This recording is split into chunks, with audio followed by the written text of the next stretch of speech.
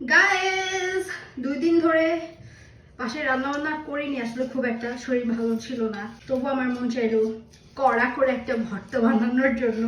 বেশি করে পেঁয়াজ দিয়েছি, মরিচ দিলাম বেশি করে, ঝাঝালো একটা ভর্তা হবে। সরিষার তেলের সাথে পেঁয়াজ মরিচ খুব সুন্দর করে তাড়াতাড়ি করে মেখে নিলাম। এখন আরে এত শক্ত কেন, তাড়াতাড়ি করে ভর্তা করব, কারণ একটু পর আমার একটা ক্লাস আছে।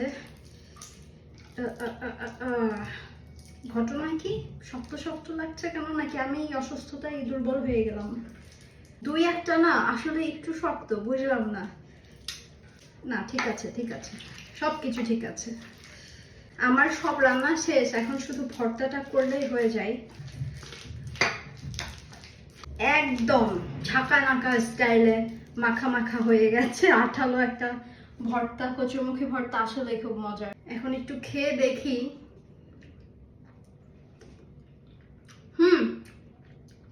অনেক মজা, জোস।